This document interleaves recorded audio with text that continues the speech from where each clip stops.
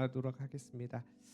우리 지난주에 우리 비가 많이 내렸는데 비 피해 없었는지 모르겠습니다. 근데 참 신기한 게 비 내린 지 얼마 안 돼서 다시 화창하고 또 무더위가 찾아옵니다.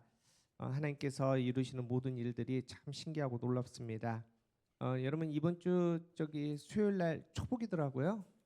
이제 본격적으로 이제 더위가 시작되는데 우리 땀 열심히 흘리고 또 씨 뿌리면 분명히 가을에 하나님께서 풍성하게 거두게 해주실 줄 믿습니다. 이게 바로 성경의 원리입니다. 그래서 힘들고 지치지만은 우리 거둘 열매들을 바라보면서 최선을 다해서 열심히 뿌릴 수 있는 우리가 교회 모두 가족들 되기를 축복합니다. 우리 이렇게 한번 인사합시다. 최선이 열매가 됩니다.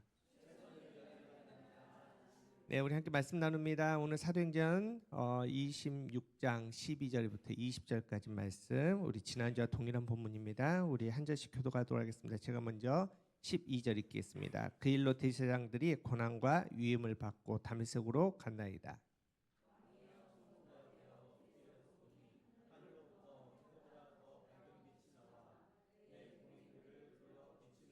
우리가 다 땅에 엎드려지면 내가 소리를 들으니 히브리 말로 이르되 사울아 사울아 내가 어찌하여 나를 박해하느냐 가시체를 뒷발질하기가 내게 고생이니라.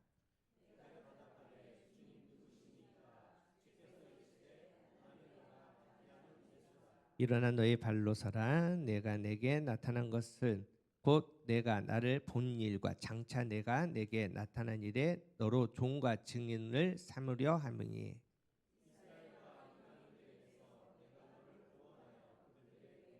그 눈을 뜨게 하여 어둠에서 빛으로 사탄의 권세에서 하나님께로 돌아오게 하고 죄 사함과 나를 믿어 거룩하게 된 무리 가운데서 기업을 얻게 하리라 하더이다.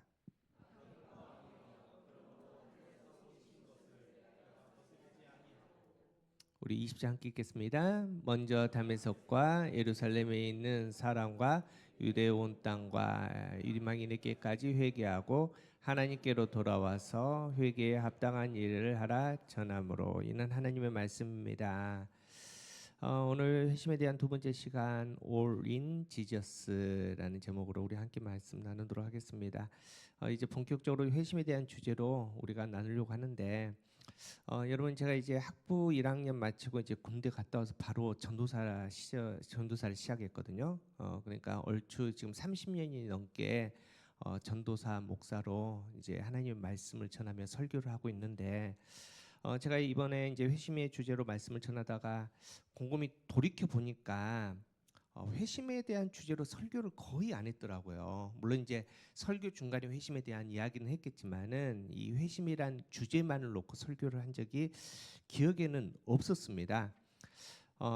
어떤 의미에서는 이제 우리 교회 성도들에게 회심했습니까?라는 이 질문이 뭔가 좀 이상하기도 하고 또 어떤 면에서는 신뢰인 것 같은 이제 그런 마음이 들었던 게 아닌가라는 생각이 듭니다. 그럼에도 불구하고 오늘 이제 작정하고 이제 회심에 대한 주제를 나누려고 하는 이유는 이게 굉장히 중요하기 때문입니다. 그래서 오늘 말씀은 어떤 의미에서는 이제 설교라기보다는 약간 여러분 강의처럼 느껴질 수가 있을 겁니다. 왜냐하면 회심에 대해서 좀 정확하게 알 필요가 있겠다라는 생각이 들었고 또 우리가 특별히 이제 어떤 특별한 시간을 해서 강의로 우리 배웁시다 하면은 다 오시면 참 좋겠으나 안 오시니까 주일 낮 예배지만 우리 강의처럼 좀 우리 함께 회심에 대해서 좀 정확하게 좀 알기를 원합니다. 여러분 우리가 회심에 대한 분명한 중요성을 알고 또 이유를 알지만은 우리 안에 지금 예배드리고 있는 우리 안에 우리가 교회에 함께 예배드리는 우리 공동체 안에 우리 가족 안에 회심하지 않는 비회심자들이 없을까요? 통계를 보니까 뭐 이제 2023년 통계이긴 하지만은 목회 데이터 연구소에서 교회 안에 헌신도 없고 신앙에 대한 뭐 특별한 관심이 없는 그냥 명목상 크리스찬 그냥 뭐 예를 들어서 진짜 우리 뭐 쓰는 거 있잖아요. 종교가 뭡니까 하면 기독교라고는 쓰지만은 기독교와는 별로 상관없는 삶을 살고 뭐 그렇게 생각하지도 않는 그런 사람들이 무려 40%라고 얘기를 합니다. 우리 안에 교회에 예배드리고 안에. 근데 그 40% 중에서도 내가 정말 구원에 확신이 없다. 나는 비회심자다라고 생각하고 또 그렇게 느끼고 있는 사람이 49%라고 말합니다. 이제 이걸 통계적으로 생각을 해보면은 우리가 함께 드리는 예배 드리는 사람 중에 5명 중에 1명은 비회심자다라고 이렇게 우리가 알 수가 있습니다. 이 통계가 중요한 게 아니라 여러분 이 회심이라는 영적인 의미가 정말 중요합니다. 왜 중요합니까? 왜 중요할까요? 이 회심이. 대답 안 할 줄 알았습니다. 왜 중요하냐? 회심은 우리 구원의 출발점이기 때문입니다. 다시 말해서 회심 없이는 구원이 없다라는 겁니다. 지금 기분 나쁜 건 아니죠, 여러분. 예, 없다라는 겁니다. 여러분 이제 예수님께서 이 땅에 오셨습니다. 예수님께서 이 땅에 왜 오셨습니까? 우리를 구원하시려고. 그래서 하신 일이 뭡니까? 자, 예수님이 이 땅에 오신 얘기는 우리는 십자가를 자꾸 얘기합니다. 그런데 예수님께서 이 땅에 오셔서 공생애를 시작하는데 가장 먼저 말씀하신 게 뭔지 아십니까? 물론 이제 복음서마다 약간 표현이 다르지만 마가복음 한번 봅시다. 마가복음 1장 15절. 이게 이제 예수님의 공생의 일성 첫 말씀이거든요. 자, 시작. 이르시되 때가 찼고 하나님 나라가 가까웠으니 회개하고 복음을 믿으라 하시더라. 자, 하나님 나라의 얘기를 먼저 합니다. 하나님 나라 얘기를 하는데 하나님 나라 가까웠으니 너희는 뭐 해야 된다? 내가 이 땅에 와서 너희에게 뭘 주기를 원하느냐? 회개하고 복음을 믿으라고 말합니다. 여러분 우리 지난주 생각나십니까? 이 회개와 믿음을 우리는 뭐라고 말합니까? 이걸로 회심이라고 말합니다. 그러니까 예수님께서 하신 말씀은 예수님이 오셔서 야 때가 찼다. 하나님 나라 가까웠다. 너희는 뭐 해라? 아니 그냥 회개하고 복음을 믿으라는데 이게 뭐라고요? 너희 하나님 나라 가까웠으니 너희 회심하라. 이 메시지를 예수님께서 가장 처음 하셨다라는 거죠. 앞서겠지만 회심 없이는 구원이 없습니다. 그래서 사도행전 3장 19절 한번 읽어봅시다. 자, 시작. 그러므로 너희가 회개하고 돌이켜 너희의 죄 사함을 받으라. 이같이 하면 새롭게 되는 날이 주 앞으로부터 이를 것이요. 너희가 회개하고 돌이킨다는 것을 회심하는 겁니다. 회심해야지 너희가 죄 사함을 받고 그 다음에 하나님 나라가 너희에게 임한다. 너희가 새 사람이 된다. 너희가 구원을 받는다. 새롭게 날이 주 앞에 앞으로 이른다라고 선포를 하는 겁니다. 여러분 분명히 우리는 회심을 해야 된다는 것을 알고 있습니다. 회심을 통해서 구원을 받는다는 것도 이제 오늘 막연하게지만 압니다. 그런데 여러분 이상하지 않습니까? 이렇게 우리의 구원에 또 우리 교회 생활의 신앙에 회심이 중요하다면 이 회심이 얼마나 중요했냐면 하나님이신 예수님께서 이 땅에 육신으로 오셔서 가장 처음 하신 말씀이 너희 뭐해라? 회심하라. 회심하라고 말씀하셨다는데 여러분 그런데 우리는 왜 이렇게 지금까지 회심에 대해서 무관심했을까요? 여러분 회심에 대해서 막 관심 있으셨습니까? 막 회심에 대해서 나의 회심에 대해서 날마다 좀 괴롭기도 하고 아니면 궁금하기도 하고 아니면 책을 찾아서 보기도 하고 여러분 그러셨나요? 왜 우리는 회심에 대해서 무관심했냐? 앞서 얘기했잖아요. 제가 30년 넘게 설교를 했는데 회심에 대한 주제로 이번에 처음 설교를 한다니까요. 저도 무관심했던 겁니다. 무관심했던 이유의 첫 번째는 회심에 대한 오해가 있었던 겁니다. 어떤 오해냐? 우리는 회심하면은 단순히 개종이라고 생각합니다. 예수 믿지 않는 사람이 개종해서 교회 다니는 것을 회심이라고 생각합니다. 또 어떤 의미에서 세례 받았다는 회심으로 착각하는 사람도 있습니다. 그래서 내 의지로 내가 결정해서 교회에 오고 그리고 내가 세례 받는 거 이런 것을 우리가 회심했다라고 착각했던 것일 수도 있습니다. 또 회심과 회개를 오해합니다. 우리가 회개하는 것을 회심이라고 착각하는 겁니다. 또 이 회심을 아주 특별한 사건으로 생각합니다. 우리가 회심하면 딱 떠오르는 장면이 뭐냐면은 사도 바울이 다메섹 도상에 가다가 놀라운 빛을 발견하고 눈을 잃지 않습니까? 앞을 못 보다가 다시 앞이 떠지는 이런 놀랍고 기이한 사건을 우리가 회심이라고 생각을 합니다. 이런 오해 때문에 그냥 회심은 그런 사건이라고 그냥 넘어가는 겁니다. 또 어떤 의미에서는 두 번째로 우리가 회심에 대해서 사실은 무관심했던 게 아닙니다. 정확하게 표현하면은 무지했던 겁니다. 회심을 몰랐다는 겁니다. 여러분 고기 맛을 아는 사람이 고기 먹으러 찾아다니죠. 그게 맛있는지 모르는 사람은 안 찾아다닙니다. 여러분 회심에 대해서 모르니까 무관심했다라는 겁니다.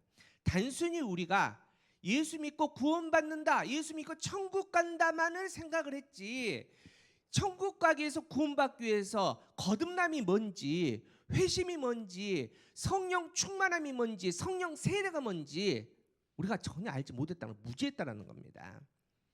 여러분 사실은 이 거듭남, 회심 이런 주제들이 결코 쉽지 않습니다. 왜냐하면 이건 영적인 부분 아닙니까? 기이한 사건입니다. 신비로운 현상입니다.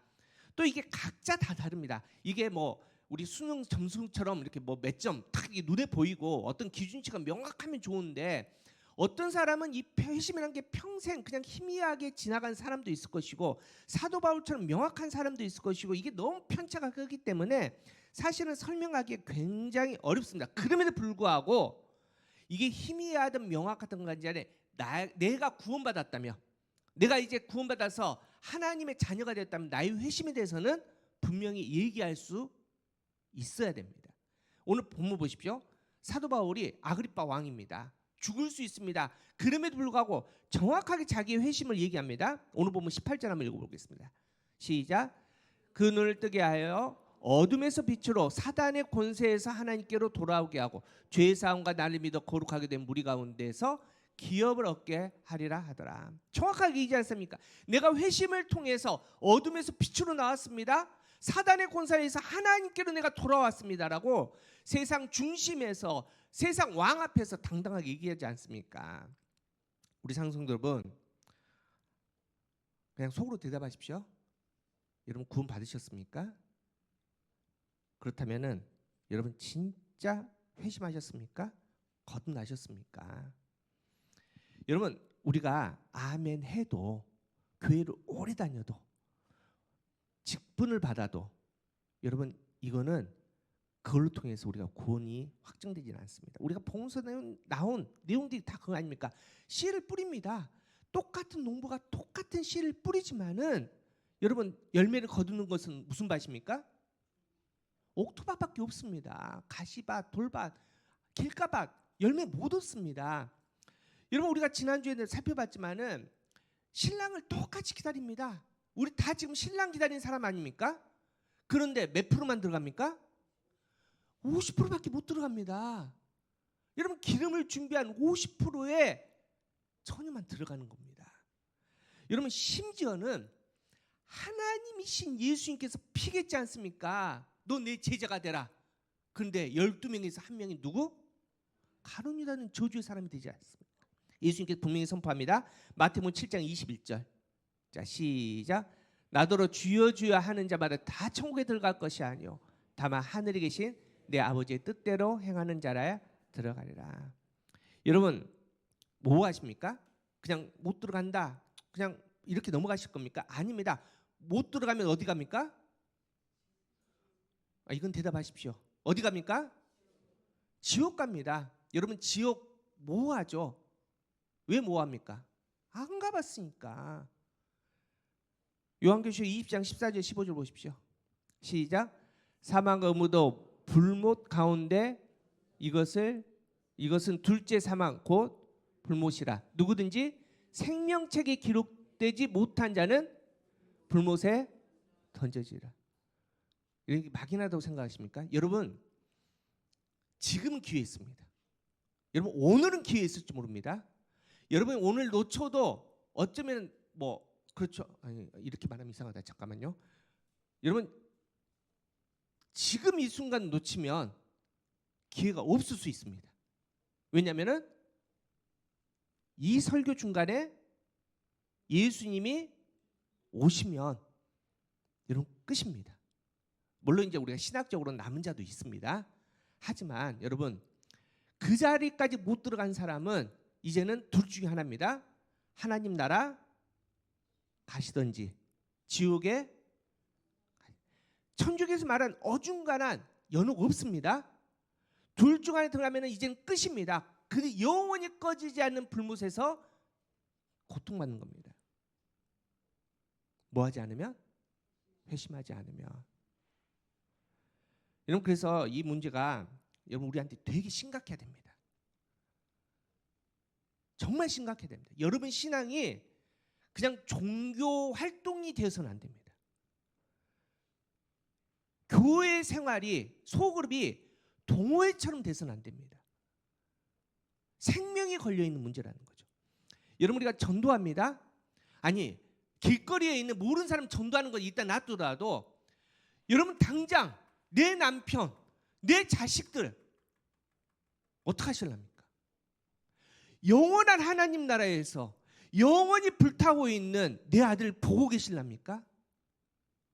여러분, 이게 되게 심각한 문제가 돼야 되는 겁니다. 그래서 오늘 이 신비한 현상이지만, 우리가 영적 문제지만은 좀 구체적으로 이 회심의 본질이 뭔가, 그리고 회심받은 사람들이 어떻게 나온 것인지를 우리가 말씀 가운데 좀 보시고, 여러분 다시 한번 여러분의 믿음을, 그리고 믿음 앞에 또 증인의 삶을 다시 나아갈 수 있는 여러분 되기를 간절히 바랍니다. 앞서 얘기했지만은 여러분 참 이게 어렵습니다. 뭐 예를 들어서 뭐 우리가 학교에서 몇 점 이상은, 90점 이상은 합격, 뭐 89점이 좀 부족하네, 좀 열심히 해, 뭐 이러면 참 좋겠으나 너무 다르기 때문에, 영적인 현상이기 때문에 설명하기 어렵지만은, 그럼에도 불구하고 말씀 보면은 회심의 본질은 분명히 있습니다. 그래서 여러분이 좀 이해하기 쉽게 세 단어를 앞으로 기억하십시오. 회심의 본질이 뭐냐? 첫 번째는 닷 아시죠? 배 이렇게 내리는 거, 닷. 두 번째는 나침반. 세 번째는 동행.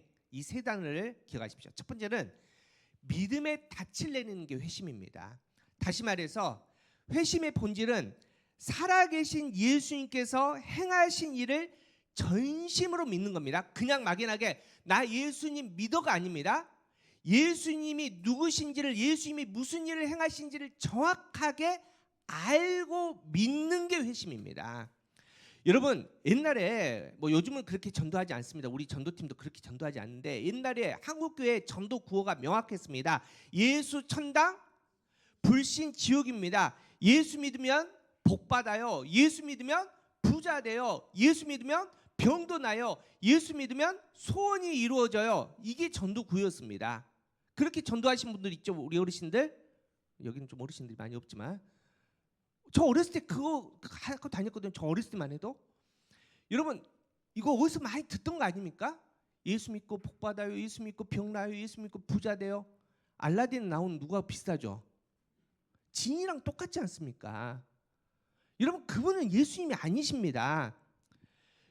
여러분, 우리가 이 메시지를 정확하게 보면은 실은 옛날에는 예수님이 누군지 그렇게 알 생각이 없었습니다. 핵심은 뭡니까? 바라는 거 뭡니까? 내가 부자 되고, 내가 병도 낫고, 뭔지 모르겠지만은 지금 너무 힘든 이 세상에서 떠나서 다음 세상으로 갔는데, 거기서는 제발 좀 아프지 않고 평안하게 살고 좀 그렇게 정말 좋은 삶을 사는, 그게 목적이었지. 다시 말해서 예수님을 수단해서 내가 이루는 이 땅에서 그 다음 세계, 뭔지 모르지만 막연한 그 다음 세계에서 뭔가를 얻고 싶은 거였지, 예수님을 아는 것에 대해서 그렇게 관심이 없었습니다. 그럼에도 불구하고 성령 하나님께서 그걸 도구 삼아서 한국교회 성도들을 만나게 하신 겁니다. 믿게 하셨습니다. 그래서 지금 한국교회가 그렇게 부흥한 겁니다. 그런데 지금은 그런 시대가 아닙니다. 여러분, 지금은 너무나 잘 삽니다. 여러분, 뉴스 보십시오. 30대 어떤 회사원이 벌써 은퇴했답니다. 뭐 사가지고? 삼성 주식 사가지고 이미 평생 먹을 거 다 벌어가지고 은퇴했답니다. 여러분, 옛날에는 암 걸리면 죽는 줄 알았습니다. 근데 요즘은 암 걸린 게 암이 죽을 병입니까? 아니다. 여러분, 갑상선 암은 생존율이 몇 프로인지 아십니까? 100%랍니다. 여러분, 유방암, 여성들이 많이 걸립니다. 사실은 유방암 생존율 95%가 넘습니다. 여러분, 요즘에는 도저히 못 고친 병이 있으면 어떻게 하는지 아십니까? 액체 질소 196도 영하에 사람을 놓습니다. 얼리지 않습니까? 언제까지?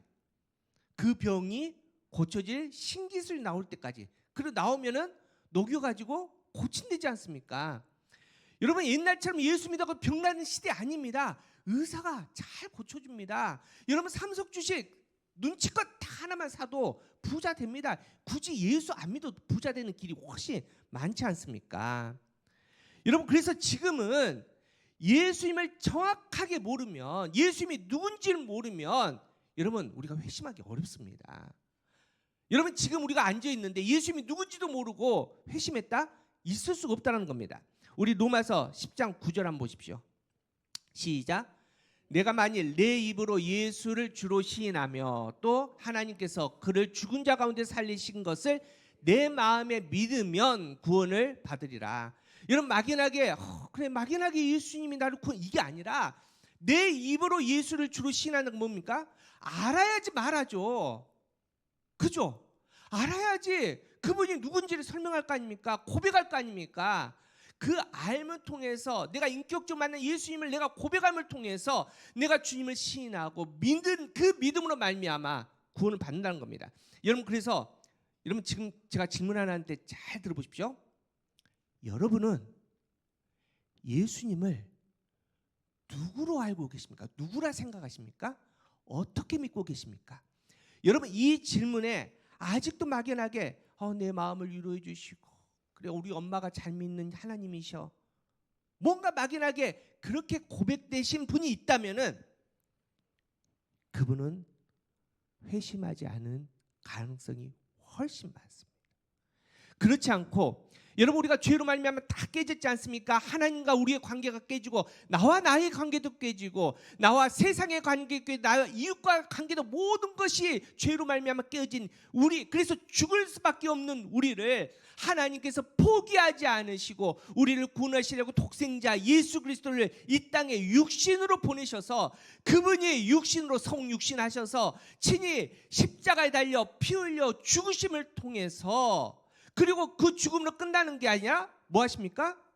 부활하셔서 우리를 하나님 나라로 초대하시는 그 하나님, 그래서 예수님은 그리스도시다, 예수님은 나의 왕이시며 예수님은 나의 선지자시며 예수님은 나의 제사장이시다. 이 믿음의 고백이 분명한, 이 예수님이 분명하게 알고 있는 사람, 고백하는 사람, 그 고백으로 믿는 사람이 회심한 사람이라는 겁니다. 여러분 이게 흔들리지 않는 게 회심의 사람입니다. 히브리서 6장 19절 보십시오. 자 시작. 우리가 이 소망을 가지고 있는 것은 영혼의 닷 같아서 튼튼하고 견고하여 휘장 아래 들어가리라. 이렇게 예수님을 정확하게 아는 사람, 이 믿음으로 닻을 정확하게 내는 사람은 여러분 흔들리지 않습니다. 말 한마디에 마음 뺏기지 않습니다. 뭐 누구 봐서 실망해서 떠나, 여러분 이거 있을 수가 없는 겁니다. 여러분 이 믿음에 다시 분명한 사람이 회심한 사람, 이게 바로 회심의 본질입니다. 두 번째로는 영혼의 나침반이 회심이라는 겁니다. 여러분 우리가 나침반 알고 있지 않습니까? 뭐 제 머리는 그 원리를 정확하게는 이해는 못하지만 어쨌든 나침반 보면은 바늘이 있는데 빨간 바늘이 있고 그렇지 않습니까? 빨간 바늘이 무슨 극입니까? 여긴 다 문과밖에 없어서 N극 맞죠? 빨간 N극입니다. 그럼 빨간 이 바늘은, 나침반은 어디를 갖다든지 어떻게 방향을 틀어도 그 빨간 바늘 어디를 향해 합니까? 그렇죠, 다 문과라서 북쪽을 향하지 않습니까? 맞지? 북쪽을 향합니다. 북쪽. 네. 여러분 그런데 그러지 않을 때가 있습니다. 이 나침반이 고장이 납니다. 엄청나게 센 자기장을 딱 만나면은 이 자체 자기장이 망가집니다. 그러니까 북쪽을 향하는 방향을 잃어버립니다. 또 그 자기장이 있음에도 불구하고 이 나침반 끝에 먼지들 같은 거 아니면 이물질이 딱 끼어버리면은 돌아가야 되는데 돌아가질 못합니다. 망가져 버립니다. 여러분 이 상태가 인간의 상태, 우리의 상태였다는 겁니다. 죄로 말미암아 망가져 버렸습니다. 여러분 태초에 하나님께서 천지를 창조하시고 우리를 창조하실 때 세상 것들은 다 말로 창조했지만은 우리는 어떻게 창조하셨습니까? 여자분 갈비뼈 맞는데 처음에 만드셨을 때 흙으로 만드신, 그냥 만드신 게 아니라 빚어서 만들었는데 그냥 빚어서 만든 게 아니라 어떻게 생기를 넣어줬는데 뭘 어떻게 어떤 모습으로 하나님의 형상으로 만드셨다는 겁니다. 여러분 하나님의 형상으로 만드니까 이게 착각합니다. 하나님 우리처럼 눈 2개, 코 하나, 입 하나. 아닙니다. 하나님의 형상으로 만들었다는 것은 우리의 마음이 하나님을 닮았다는 겁니다. 우리가 하나님과 교제할 수 있고 하나님을 바라볼 수 있고 하나님과 동행할 수 있는 존재로 인간만 그렇게 만드신 겁니다. 여러분, 그런데 망가졌지 않습니까?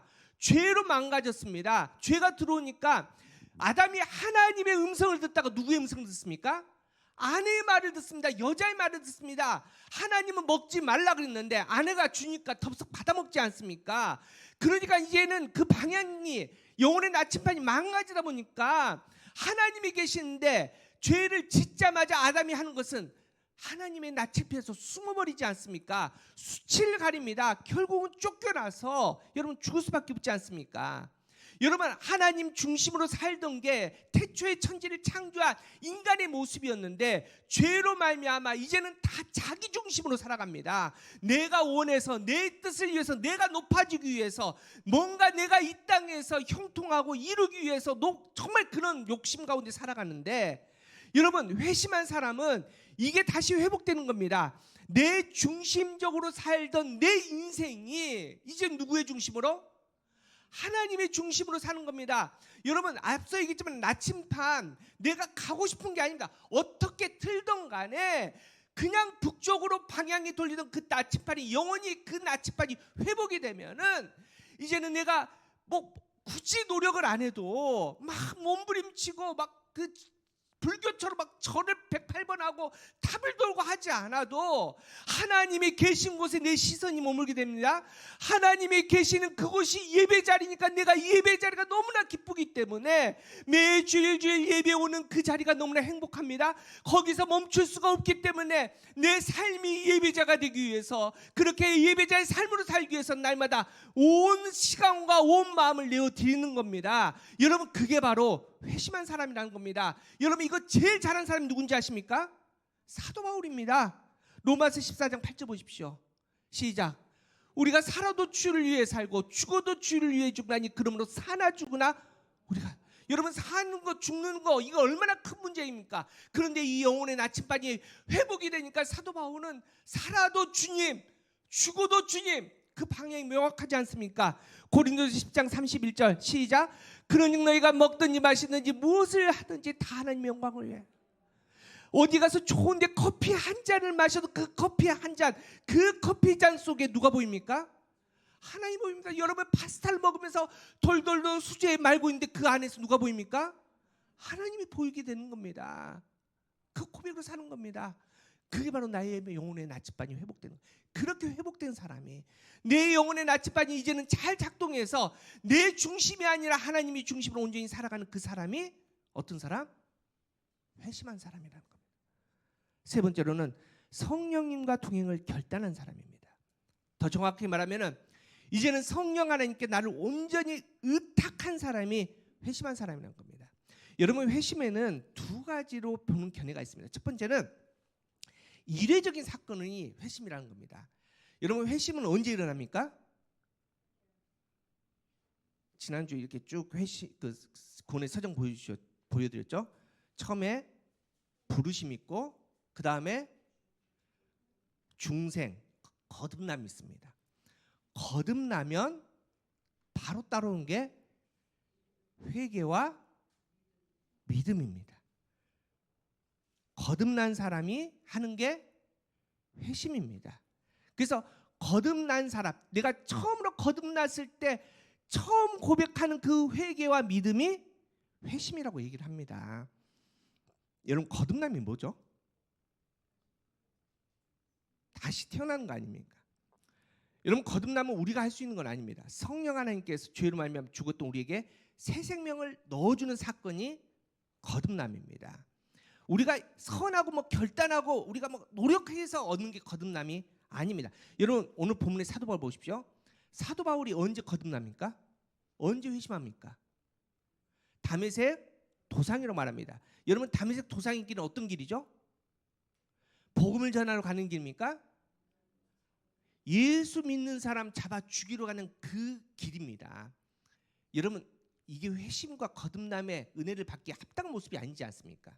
그럼에도 불구하고 하나님은 계획이 있어, 하나님은 사랑하셔서 그 사도 바울을, 사울을 만나 주신 겁니다. 여러분 그렇다면은 주권적으로 하나님께서 우리를 거듭나게 하시는데, 그렇다고 해서 우리가 거듭나는데 가만히 있는데 하나님께서 무조건 거듭나게 하십니다. 이건 하나님의 주권이니까. 그럼에도 불구하고 하나님께서 부르시지 않습니까? 여러분 부르심에 그 앞에 나아가야 됐는데 내 의지로 나아갔다라고 우리가 거듭나지는 못합니다. 마치 이런 거랑 똑같습니다. 우리 요한계시 보면 예수님께서 똑똑똑 우리 마음의 문을 두드립니다. 근데 성화 보시면은 거기에 문고리가 밖에 없답니다. 그러면은 그 문을 누가 열어야 됩니까? 내가 열어야 되는데 나는 예수님의 부르심 앞에 문을 열 능력이 없습니다. 이미 상실했습니다. 이미 죄로 죽어버렸기 때문입니다. 그래서 우리가 예수님의 문을 열어야 되는데, 다시 말해서 부르심 앞에 우리가 나아가야지 거듭나는데, 그 부르심 앞에 나아갈 수 있도록 도우시는 분이 성령 아닙니다. 그 성령님께 우리의 손을, 지금까지 내 중심적으로 살던 내 손을 내어드리면 성령 하나님께서 그 손을 받으시고 예수님께서 밖에 문을 두드리시되 열 수 있도록 하십니다. 여러분 그렇게 해서 우리가 거듭납니다. 여러분 거듭나면 분명히 우리가 회심합니다. 회개하고 그 다음에 믿음을 갖게 되는데, 이 고백을 하게 되는데, 여러분 이 첫 번째 고백이 회심이다. 그래서 회심을 일회성이다라고 얘기를 하는 사람이 있습니다. 그런데 또 두 번째 견해는 뭐냐? 맞는데 그거는 일회성 경험, 첫 경험이 회심이 맞는데 그 회심으로 끝이 아니라 이제 그 회심은 우리가 영원한 하나님 나라에 들어가는 과정의 시작이라고 얘기하는 견해가 있습니다. 그래서 칼뱅은 이렇게 얘기합니다. 그의 책 기독교 강요에서 어떻게 얘기를 하느냐? 회심은 하나님의 인도를 따라서 죄를 씻고 평생을 통해 회개를 실천하며 하나님의 성전으로서 자기의 삶을 주께 바칠 때, 언제까지? 죽을 때까지 싸우는 싸움이다라고 얘기를 합니다. 그리고 명확하게 패커는 회심은 새로운 삶의 시작이지 끝이 아니다라고 얘기를 합니다. 다시 말해서 여러분 회심은 분명히 이례적, 처음 우리가 거듭났을 때 나타나는 반응입니다. 사건입니다. 근데 회심을 하게 되면은 이제는 변하게 되는데, 그냥 단순히 우리가 회심했으니까 교회에 와야지가 아니라 우리의 지, 정, 의가 다 변하는 겁니다. 우리의 지, 머리, 이제는 하나님 말씀이 갈급하는 겁니다. 하나님 말씀이 궁금합니다. 하나님 말씀 앞으로 달려갑니다. 더 많이 알려고, 더 많이 깨달으려고, 더 많이 느들려는 이 지적인 능력이 작동, 영적인 지적인 능력이 작동합니다. 또 정입니다. 단순히 머리로 아는 하나님, 여기 죄송합니다. 여기에서 여전히 머리로 인식하는 하나님으로 알고 계시고 앉는 분이 있습니다. 그런데 진짜 회심하면은 이 지식이 어디로 오냐? 가슴으로 내려옵니다. 가슴으로 내려오면은 그 다음부터 우리가 눈물이 납니다.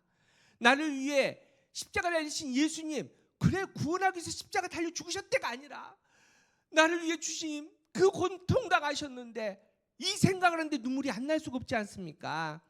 이 마음으로 내려오니까 지난까지 내가 죄로 살았던 그 시간들, 내 말들, 내 행동이 얼마나 부끄럽고 안타깝고 또 그렇게 죄송한지 이런 마음이 느껴질 거 아닙니까? 여러분 또 이제는 그 은혜 가운데 만났는데, 그렇게 하나님의 자녀가 됐는데 그 은혜로 내일 살아야 되는데, 오늘 우리가 회심에 대해서 정확하게 알고 내일 살아야 되는데 살 자신이 있습니까? 없지 않습니까? 그러면 우리 마음 가운데 하나님 어떡합니까? 하나님 어떡합니까? 내가 이 은혜를 받았는데, 그러면 고민하는 마음, 애타는 마음, 이 마음이 생기는 겁니다. 또 이제는 내가 결단하는 겁니다. 앞서 얘기했지 않습니까? 결단입니다. 내가 이제는 내 중심이 아니라 하나님 중심으로 살겠습니다. 이게 자연스럽게 나타날 수도 있지만은 먹든지 마시든지 내가 그렇게 살겠습니다. 결단하는 거 아닙니까? 내가 이제 성령님과 동행하기로, 그래서 내가 어디를 가든지 무엇을 결정하든지, 그래서 회심한 사람은 뭘 합니까? 기도를 하게 되는 겁니다. 자연스럽게 하나님 나를 하나님의 나라에, 하나님 내 발걸음에 말씀의 등불을 켜줘서, 여러분 이런 사람이 된다는 겁니다. 이렇게 해서 회심한 사람은 분명히 나타나는 모습이 있다는 겁니다. 학자들마다 다 얘기를 다르게 합니다. 그런데 알렌 크라이더라는 사람은 3B로 얘기를 합니다. 신념과 행동과 소속을 통해서 그 회심에 대한 부분이 분명히 나타나는 겁니다. 앞서 그랬지만 신념이다. 나의 세계관이 바뀝니다. 나의 방향이 바뀌는 겁니다. 행동입니다. 여러분, 회심했다고 하는데, 예수님으로 말미암아 구원받았다고 하는데, 구원받기 전과 회심하기 전과 똑같이 말하고 똑같이 행동하고 똑같이 결정하고, 아니 오히려 예수 믿는 사람이 더하더란 말을 들을 수 있습니까? 있을 수 없다는 겁니다. 복음은 그런 게 아닙니다. 예수님의 생명은 그런 게 아닙니다. 예수님이 말씀하시기에 너희 예전에는 갑돌이와 갑순이의 사랑으로 사랑했는데 회심한 너희는 어떻게 사랑해라? 내가 너희를 사랑한 것처럼, 내가 십자가에서 죽었기 때문에 그 십자가의 사랑은 너희 서로 사랑하렴? 그 사랑이 있는 사람이 어떻게 똑같이 사랑을 합니까? 어떻게 시기를 합니까? 어떻게 말 한마디 때문에 상처받았다고 그렇게 모함을 합니까? 여러분, 있을 수 없다는 겁니다. 또 소속, 단순히 교회 다닌다가 아닙니다. 나 혼자 이 땅을 아무리 봐도 살 자신이 없지 않습니까? 우리가 회심했는데 여전히 이 땅인데, 우리가 이 땅에서 회심한 사람으로 하나님의 자녀로 살 자신이 없기 때문에 하나님께서 만들어주신 믿음의 공동체 안에 우리의 시간을, 우리의 마음을 맡기는 겁니다. 그 공동체 안에 들어가서 함께 하는 겁니다. 그래서 에베소서 2장 19절 함께 읽어보겠습니다. 시작. 그러므로 이제는 너희는 외인도 아니요 나그네도 아니요 오직 성도들과 동일한 시민이요 하나님의 권속이라. 이 사람들이 모여서 그렇게 하는 겁니다. 여러분, 앞서 얘기했지만 많은 학자들이 다르게 얘기합니다. 예를 들어서 조나단 에드워즈는 회심한 사람들이 이렇답니다. 그리스도의 아름다움을 보게 된다는 겁니다. 죄를 미워하게 된다는 겁니다. 하나님을 사랑하게 된다는 겁니다. 삶이 변화된다는 겁니다. 끝까지 인내한다는 겁니다. 거의 똑같은 얘기입니다. 또 바빙크는 이렇게 얘기합니다. 하나님을 향한 삶, 하나님과 교제, 거룩한 갈망, 이런 게 나타난다는 겁니다. 여러분, 중요한 것은 회심한 사람에게는 그냥 단순히 안다, 회심이 그런 거야 안다가 아니라, 내가 진짜 회심을 했다면 그 다음에 내 말로, 내 시간으로, 내 삶으로 그 회심이 나타나는 겁니다. 우리 상성들 분, 너무 빨리 달려와서 여러분 다 할랑 모르겠네요. 제가 사실 오늘 좀 칠판을 가지고 좀 했으면 좋겠다는 마음인데, 이러면은 오늘 예배 시간이 너무 길어질 것 같아서 못했는데, 오늘 사도 바울 이야기를 통해서 말씀 한번 정리해 봅시다. 사도 바울은 대단한 사람이었습니다. 만만하지 않습니다. 로마의 시민권자입니다. 그 당시에 유대인 로마의 시민권이 받았으면 특권, 말 그대로 입에 금수저 물고 태어났던 사람입니다. 여러분, 금수저 물고 태어났는데 똑똑하기까지 합니다. 지금으로 말하면 뭐 서울대 카이스트. 그래서 가말리엘 문화생이 됩니다. 엘리트입니다. 이미 돈과 권력과 명예는 주어진 거나 똑같습니다. 그리고 얼마나 또 유대교에 충성했고 자기 소신이 확고했던 사람이냐면은, 여러분, 스데반 집사를 죽이는데 가장 앞장섰던 사람이 사도 바울. 어느 날 자기의 신념대로 또 예수 믿는 사람을 잡으러 가는 그 길에 그 다메섹 도상에서 하나님이 그를 부르십니다. 예수님이 찾아오십니다. 그리고 오늘 본문 14절 보십시오. 사울아 사울아 내가 어찌하여 나를 박해하느냐. 그의 문을 엽니다. 그 안으로 들어오십니다. 사도 바울이 초대한 게 아닙니다. 사도 바울은 예수님을 안 믿었습니다. 증오했습니다. 그런데 예수님은 그런 사도 바울에 찾아오시고 그 안에 생명을 주십니다. 그리고 예수님께서 부르신 다음에 내가 너를 구원했다. 그리고 하나님께 돌아오게 하십니다. 사도 바울은 그렇게 거듭난 사람으로 회심했습니다. 그리고 그는 회심한 후에 자기가 누렸던 거, 자기가 가지고 있던 거, 그걸 가지고 살지 않았습니다. 말씀에 보면 그 모든 것들을 배설물로 버려버렸다라고 얘기를 합니다. 그가 오늘 보면 20절에 이렇게 얘기합니다. 우리 함께 20절 한번 읽어봅시다. 시작. 먼저 다메섹과 예루살렘에 있는 사람과 유다 온 땅과 이방인까지 회개하고 하나님께 돌아와서 회개한 합당한 일을 저는 단순히 회심한 사람으로 끝나는 게 아니라 회심한 사람은 회개하고 믿음으로 충만한 사람을 넘어서서 이 회심의 증거가 있기 때문에 전할 수밖에 없는 복음의 증거자로 살아갔다는 겁니다. 우리 상성도 제가 여러분에게 이 질문이 참 합당할까 참 고민이 되지만 그럼에도 불구하고 해야겠습니다.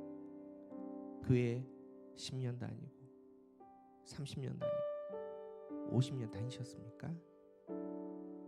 벌써 세례받은지 언제 세례받은지 기억할 수도 없을 정도 오래되셨습니까?